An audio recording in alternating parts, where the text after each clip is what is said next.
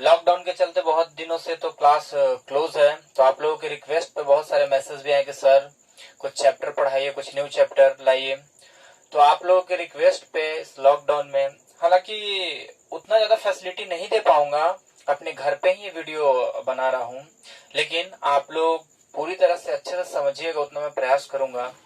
और जो चैप्टर शुरू करने वाला हूँ वो है प्रीपोजिशन इंग्लिश, और बहुत एक्सटेंड विस्तृत चैप्टर है इसको कह सकते हैं। प्रीपोजिशन बहुत आसान चैप्टर नहीं है, हिंदी में इसे कहा जाता है संबंध सूचक अव्यय। अलग अलग बुक्स में आप प्रीपोजिशन पढ़ोगे तो प्रीपोजिशन के बहुत सारे काइंड्स हैं, बहुत सारे टाइप्स दिए हुए हैं, अलग अलग राइटर ने लिखा है, तो आप कंफ्यूज हो जाइएगा। तो मैं एक नोट्स के माध्यम से आप लोगों के सामने प्रीपोजिशन चैप्टर लाया हूं, और इसमें अच्छे अच्छे इजी कंसेप्ट मिलेंगे जो कि आपको एकदम क्लियर हो जाएंगे। तो आपको बस करना यही है कि केवल और केवल मेरी बातों को मुझे ध्यान से सुनना है। जितना ज्यादा सुनिएगा, अपनी कंसंट्रेशन मेरे पास लाइएगा, आप इस चैप्टर को उतने ही अच्छे से समझ पाइएगा। तो मेरी बातों को ध्यान से सुनिए और 2 बार 3 बार इस वीडियो को देखते रहिए, सारा का सारा कंसेप्ट क्लियर हो जाएगा। Then let's start preposition. Preposition सबसे पहले तो मैं डेफिनेशन आपको बताता हूं। डेफिनेशन सिर्फ समझने के लिए क्या है, प्रीपोजिशन कहना क्या चाहता है। अ preposition is a word which is placed before a noun और अ प्रोनाउन।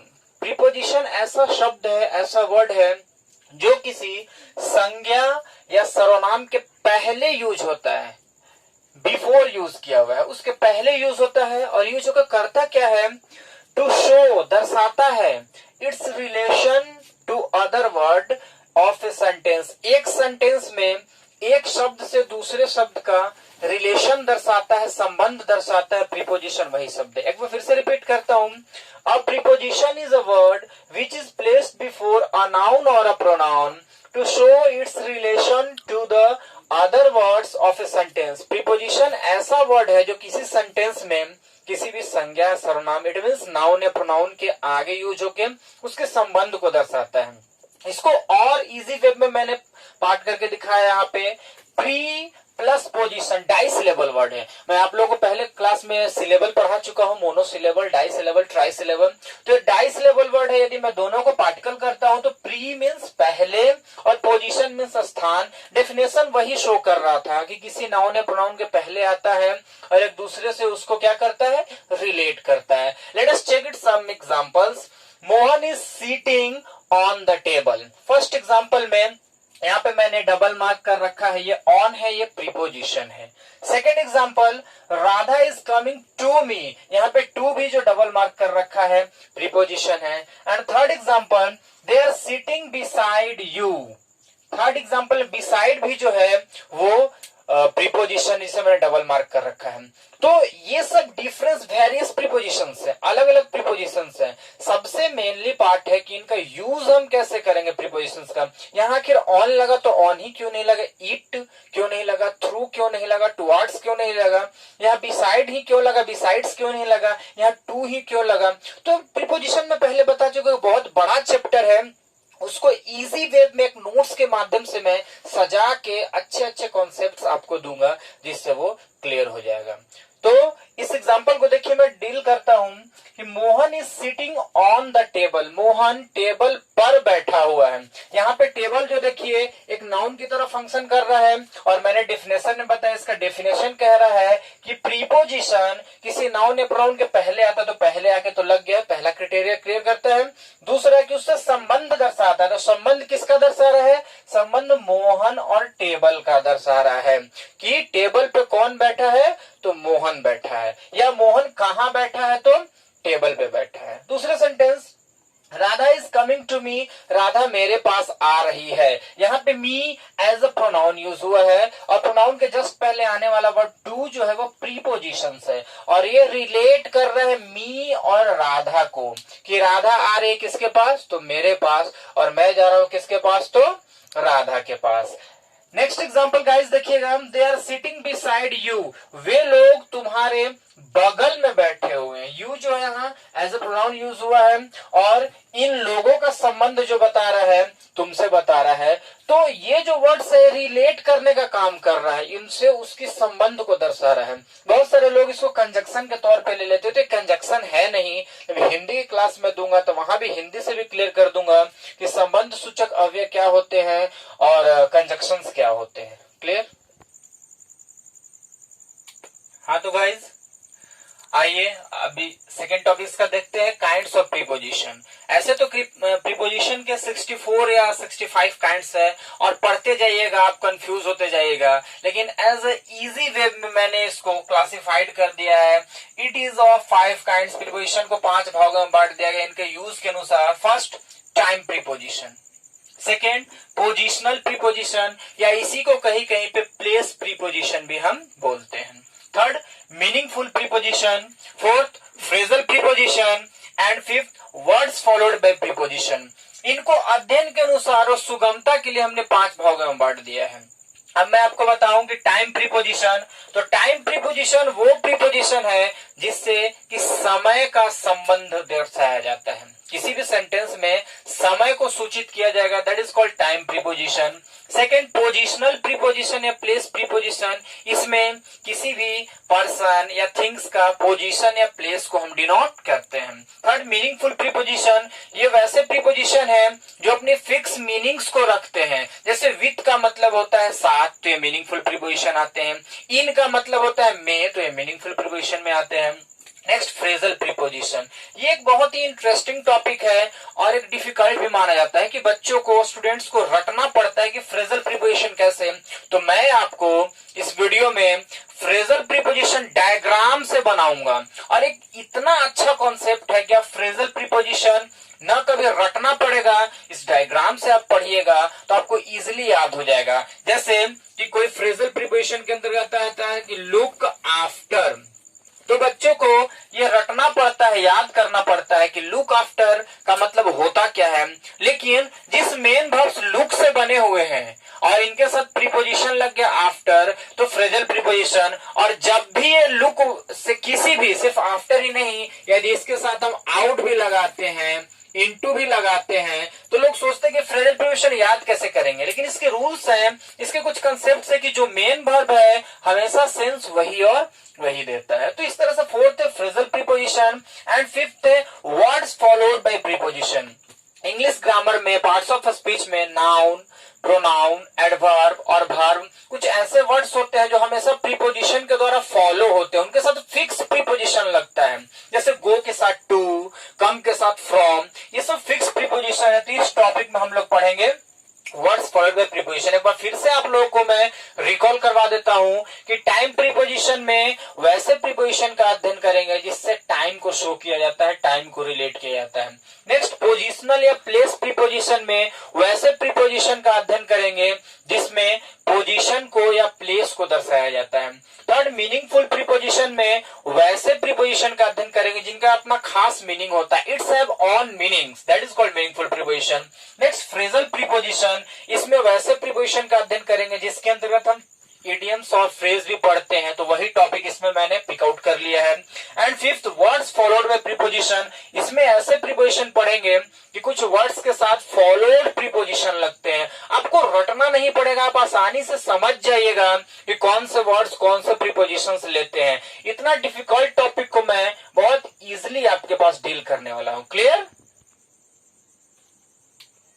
ओके, हाँ तो गाइस देखिए, अब मैं काइंड्स ऑफ प्रीपोजिशन में सबसे पहला टाइप डील करने वाला हूं जो कि है टाइम प्रीपोजिशन। बस इस बात को ध्यान में रखिएगा कि हम पढ़ रहे हैं टाइम प्रीपोजिशन, कंफ्यूज मत होइएगा, क्योंकि सिंस और फॉर, बिटवीन या एट और ऑन का यूज आगे भी मिलेगा, प्लेस में भी मिलेगा, आपको वर्ड्स फॉलोड बाय प्रीपोजिशन में भी मिलेगा। लेकिन मैं यहाँ पे पढ़ा रहा हूं टाइम प्रीपोजिशन, तो आप इतना याद रखना कि टाइम प्रीपोजिशन में जितना भी रिलेट करेगा वो टाइम से रिलेट करेगा।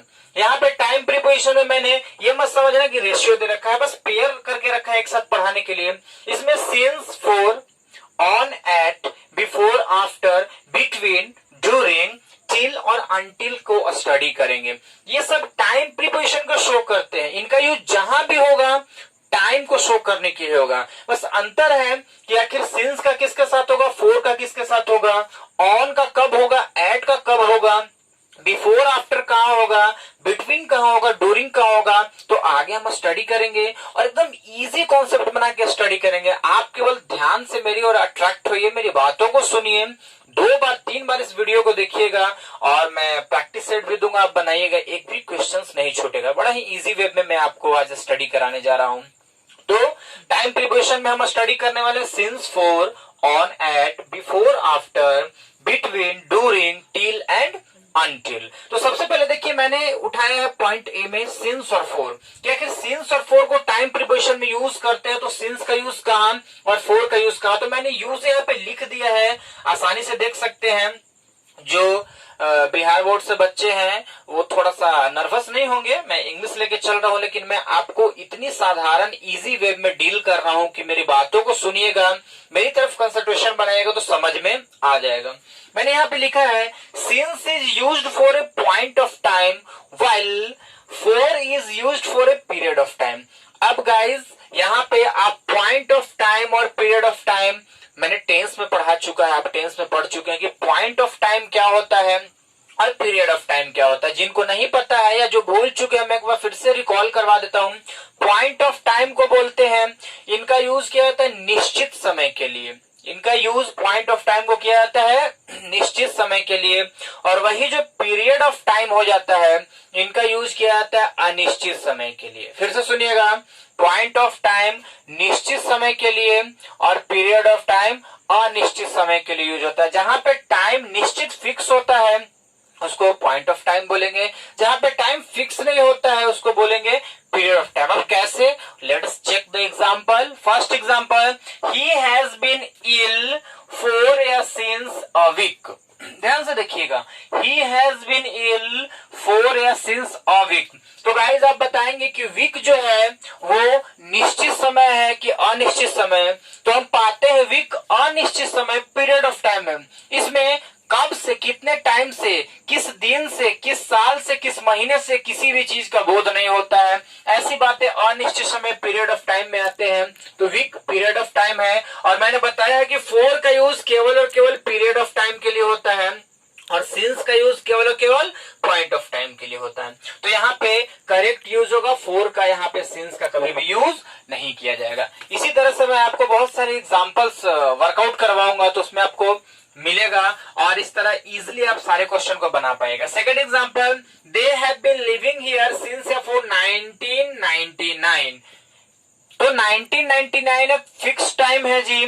पॉइंट ऑफ टाइम इससे पता चल रहा है कि कब से शुरुआत किए, तो 1999 से। वहां से हम आज तक के समय को गिन सकते हैं, अनुमान लगा सकते हैं, इसका दिन भी निकाल सकते हैं, साल तो दिया ही हुआ है। तो इस तरह की बातें पॉइंट ऑफ टाइम फिक्स में आते हैं और पॉइंट ऑफ टाइम के लिए मैंने बताया है कि सिंस लगता है। तो यहाँ पे सिंस का यूज करेक्ट होगा, फोर का यूज इनकरेक्ट होगा। एक बार फिर से देखिए, सिंस और फोर में सिंस का यूज जेन्युइनिटी है, प्रीपोजिशन के तौर पे किया जाए तो पॉइंट ऑफ टाइम के लिए सिंस का यूज, और फोर का यूज किया जाए तो पीरियड ऑफ टाइम के लिए फोर का यूज। अब मैं पॉइंट ऑफ टाइम और पीरियड ऑफ टाइम यहाँ भी समझा चुका हूं और पहले क्लास में भी मैंने आप लोगों को समझा दिया। इस तरह से आप इसको अच्छे से समझ सकते हैं। क्लियर है?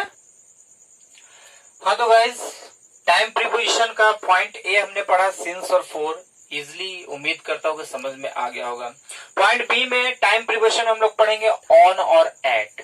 तो ऑन और एट को टाइम प्रीपोजिशन मैंने 2 भाग में बांटा, टाइप 1 और टाइप 2 में। आप लोग की आसानी के लिए, जो आसानी समझ जाएगा, वरना एक ही बार में लिखने वाला था। टाइप 1 में दिया हुआ है कि at is used for a short span of time. आप लोग पढ़ते हैं और आसानी से लगाते हैं, शॉर्ट स्पेन ऑफ टाइम, समय की कम अवधि के लिए, छोटी अवधि के लिए एट का प्रयोग करते हैं। उसी जगह पे on is used for days date. It means, कहने का मतलब इसको हम लिख सकते हैं लॉन्ग स्पेन ऑफ टाइम। क्या लिख सकते हैं? Long span of time. एक बार फिर से क्लियर हो जाइए, at is used for a short span of time और on is used for a long span of time, जहां पे डेज आते हैं, डेट आते हैं, ईयर्स आते हैं, जो लॉन्ग स्पेन ऑफ टाइम को डिनोट्स करते हैं। Let us check example, he came here at या ऑन 4 o'clock। तो आप देख सकते हैं कि 4 o'clock जो है यहाँ पे ये शॉर्ट स्पेन ऑफ टाइम को दर्शा रहा है, या एग्जैक्ट टाइम को भी कह सकते हैं कि एकदम 4 o'clock एग्जैक्ट टाइम पे आया। तो एग्जैक्ट टाइमिंग के लिए या short of span of timing के लिए हम एट का यूज करते हैं, ऑन का यूज नहीं करते हैं। जैसे कि मैं आपको एक एग्जांपल बताता हूं। स्टूडेंट्स, आप सभी भी क्लास में आते हैं और हम भी क्लास में आते हैं। यदि आपके लिए यूज किया जाएगा कि you are at the class या इन द क्लास, तो आपके लिए सही प्रिपरेशन होगा you are at the class, क्योंकि आप शॉर्ट स्पेन ऑफ टाइम के लिए आते हो 40 मिनट 45 मिनट से अदरवाइज 1 आवर्स पढ़ के जाते हो, तो आपके लिए क्षणिक समय है, तो वहां पे आप यूज करोगे एट स्पेन ऑफ एट का यूज करोगे शॉर्ट स्पेन ऑफ टाइम के लिए। देखिए कैसे सेंस चेंज होता है तो इंग्लिश का मीनिंग बदल जाता है। लेकिन मैं यूज करूंगा तो I am in the class, मैं इस क्लास में इन का साथ यूज करूंगा, क्योंकि मैं सिर्फ आप ही को नहीं आपके अलावा भी यहाँ समय देता हूँ लॉन्ग स्पेन ऑफ टाइम के लिए। हो सके कि मैं 7 बजे आता हूँ और शाम के 6 बजे तक यहाँ रहूं, तो मेरे लिए तो लॉन्ग स्पेन ऑफ टाइम हो गया। इस तरह एट का यूज करते हैं शॉर्ट स्पेन ऑफ टाइम के लिए। तो फर्स्ट सेंटेंस में हम एट का यूज करेंगे। Second sentence, I left my bed at 6:30 AM, मैं 6:30 बजे अपना बिस्तर छोड़ देता हूं, यानी कि उठ जाता हूं। तो एग्जैक्ट टाइम है 6:30, रोज रोज का टाइमिंग और शॉर्ट स्पेन ऑफ टाइम है, इसके लिए यहाँ पे एट का करेक्ट यूज होगा। यदि ऑन का यूज करते हैं तो वो गलत हो जाएगा। तो टाइप 1 क्लियर हो गया। टाइप 2 में देखिए एट और ऑन का प्रयोग कैसे किया जाता है। डिफरेंस यूजेस है एट और ऑन का यूज करने के लिए। एट शोज एज, एज को दिखाने के लिए, किसी भी पर्सन के उम्र को दिखाने के लिए हम एट का यूज करते हैं। ऑन शोज ओकेजन्स, और ओकेजन्स किसी अवसर को दिखाने के लिए हम ऑन का यूज करते हैं। एग्जाम्पल के माध्यम से आपको समझाता हूं, ऐसे हो सके समझ में नहीं है कि एट से किसी की उम्र को दिखाते हैं, एज को दिखाते हैं, तो कहीं सर यहाँ पे टाइम कैसे हुआ, तो यहाँ पे जो एज बताएगा वो टाइम से रिलेट करेगा, क्योंकि प्रीपोजिशन का काम है रिलेट करना, संबंध दर्शाना, और ऑन जो है वो ओकेजन। और इतना ध्यान में रखिएगा कि टाइप 1 चल रहा है हम लोग का टाइम प्रीपोजिशन, तो ये टाइम में ही पढ़ रहे हैं। सी गोट जॉब एट या on 22, it's 22 not a numeral, it's denotes to her age, it's relate to her age, ये उसकी एज को सूचित कर रहा है, उसकी एज के संबंध दर्शा रहा है। ये नंबर इंग्लिश ऐसा चलता है लिखने का कि उसे जॉब मिला, उसने जॉब लिया, तो कब लिया, तो 22 साल की उम्र में जॉब लिया। तो यहाँ पे ओकेजन तो नहीं दर्शा रहा है, ऑब्वियसली एज दर्शा रहा है, तो एज को दिखाने के लिए भी हम एट का यूज करते हैं, ऑन का यूज नहीं करते हैं। तो क्वेश्चन कि सर ऑन का यूज कहाँ करेंगे, तो ऑन का यूज ओकेजन्स के लिए होता है, ओकेजन अवसरों के लिए। जैसे they all came to his house on या एट हिज बर्थडे, उसके जन्मदिन पे वे सभी लोग उसके घर आए। तो उसके जन्मदिन का एक अवसर था, एक ओकेजन था, और ओकेजन के लिए हम क्या बताएं, क्या यूज करते हैं, तो ऑन का यूज करते हैं। तो यहाँ पे ऑन का यूज करेक्ट होगा, एट का यूज करेक्ट नहीं होगा। फिर से रिकॉल करवा दूं, पहला सिंस फोर तो क्लियर हो गया था। टाइम प्रीपोजिशन का बी पॉइंट है ऑन और एट, तो इसको मैंने दो टाइप्स में बांट दिया है। फर्स्ट टाइप है कि at is used for short span of time while on is used for long span of time. बड़ी समय अवधि के लिए ऑन का यूज करते हैं, वहीं पे छोटी समय अवधि के लिए हम एट का यूज करते हैं। ओ सॉरी, बड़ी समय अवधि का मैंने एग्जाम्पल आपको नहीं दिया, तो देखिए मैं एग्जाम्पल आपको बताता हूं।